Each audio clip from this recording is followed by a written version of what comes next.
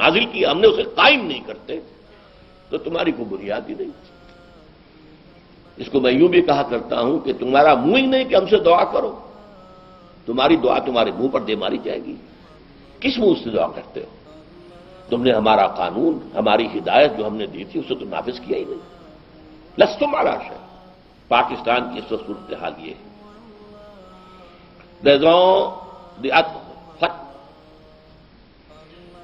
Number 2، مذہبی اعتبار سے جب میں اس کو بیان کروں گا تو وہ یہ ہے کہ اللہ تعالی سے ہم نے وعدہ خلافی کی۔ ہم سے کہا تھا اے اللہ ہمیں انگریز اور ہندو کی دوہری غلامی سے نجات دے۔ انگریز کی غلامی بھی ہم پر تھی، ہندو کی بھی تھی۔ ہندو کی معاشی غلامی میں ہم مبتلا تھے۔ ہندو بنیا ایک گاؤں میں بیٹھا ہوا ہے اور وہ سود پر رقمیں دے رہا ہے اور مسلمانوں کی زمینداروں کی زمینیں ہتھیا رہا ہے۔ یہ سارا کام، پورا کاروبار، پوری انڈسٹری ہندوستان میں ہندوؤں کے ہاتھ میں تھی، مسلمانوں کی کہاں تھی۔ لوگ پاکستان کی برکات جب بیان کرتے ہیں بہت سے دانشور تو کہتے ہیں کہ نہیں، پوری انارکلی بازار کے اندر ایک دکان تھی مسلمان، پوری انارکلی میں، جبکہ آبادی میں مسلمانوں کی اکثریت۔ تو یہ حال، ہمارے اوپر 2 غلامیاں مسلط تھیں۔ ایک غلامی انگریز کی، وہ تھی عسکری، سیاسی، ریاستی غلامی، اور ایک تھی ہندو کی، یہاں تک کہ سماجی غلامی ہندو کی۔ ہندوؤں کے رسوم و رواج، ہندوؤں کے تہوار یہ ہم مناتے تھے، آج بھی مناتے ہیں۔ جو ہے اللہ دعائیں تھیں۔ میں چونکہ خود عینی شاہد ہوں، میں نے مسلم اسٹوڈنٹ فیڈریشن کے ایک کارکن اور ایک رہنما بھی آپ کہہ سکتے ہیں، اس لیے کہ میں حصار ڈسٹرکٹ مسلم اسٹوڈنٹ فیڈریشن کا جنرل سیکرٹری تھا، ہائی اسکول اسٹوڈنٹ کی حیثیت سے۔ وہاں فیڈریشن تھی ہی صرف ہائی اسکول کے اسٹوڈنٹس کی، اس لیے کہ کالج تو کوئی پورے ضلع میں تھا ہی نہیں، نو گورنمنٹ کالج۔ ایک کالج تھا بھیوانی، ایک قصبے میں ہندو، جو سیٹھوں کا قصبہ تھا، اس میں ہندو کالج تھا بس۔ باقی ہائی اسکول کی مسلم اسٹوڈنٹ فیڈریشن تھی، اس کا میں جنرل سیکرٹری تھا، حصار ڈسٹرکٹ مسلم اسٹوڈنٹ فیڈریشن۔ ہم نے جلوس نکالے، نعرے لگائے، پاکستان کا مطلب کیا، لا الہ الا اللہ۔ ہم نے دعائیں مانگی جمعوں کے اجتماعات میں، عیدین کے اجتماع میں، اے اللہ ہمیں انگریز اور ہندو کی دوہری غلامی سے نجات دے تاکہ تیرے دین کا بول بالا کرے، تیرے نبی کا دیا ہوا نظام قائم کرے۔ ہم نے پاکستان، اللہ نے تو وعدہ پورا کر دیا۔ اور وہ آیت جو ہے سورہ اعراف کی ہے، حضرت موسیٰ سے جب کہا تھا کچھ لوگوں نے، اسرائیلیوں نے، اے موسیٰ آپ کے آنے سے پہلے بھی ہمیں ستایا جاتا تھا، آپ کے آنے کے بعد بھی ستایا جاتا ہے، ہماری حالت میں تو کوئی فرق نہیں آیا آپ کے آنے سے۔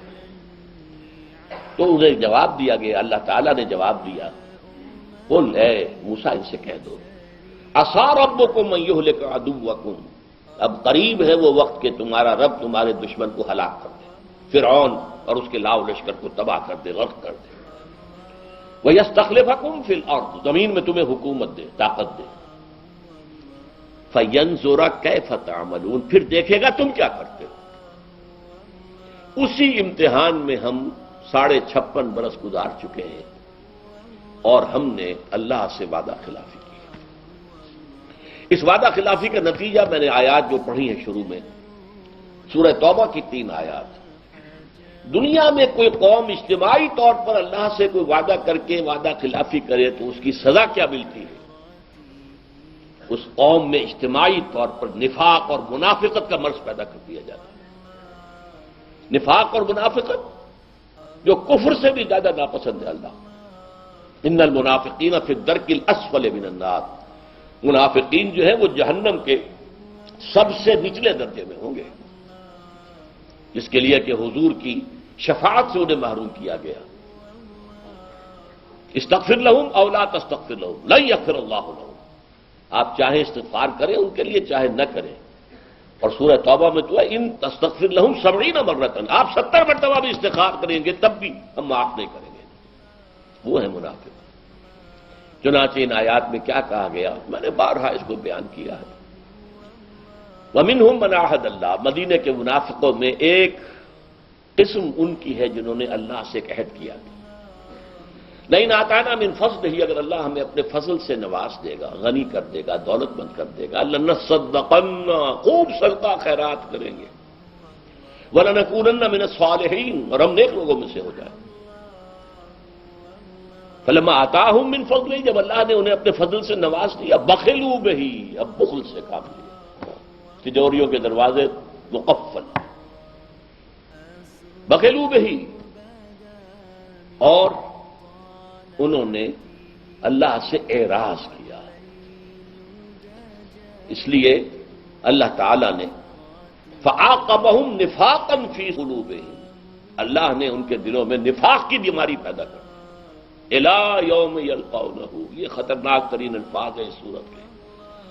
وہ نفاق قیامت کے دن تک قائم رہے گا، برقرار رہے گا، نکلے گا نہیں۔ اللہ جب یہ میں پڑھتا ہوں، حال عام طور پہ میں رک جاتا ہوں، یہ الفاظ ادا نہیں کیا کرتا۔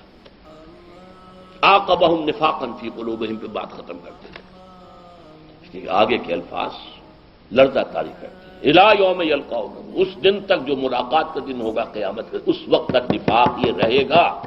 بما اخلف اللہ ما وعدوہ، بسبب اس خلاف ورزی کے جو انہوں نے اللہ سے وعدہ کیا ہوا اور اس میں خلاف ورزی کی، وبما کانوا یکسبون، اور وہ جو جھوٹ بولتے رہے کہ ہم ایسا کریں۔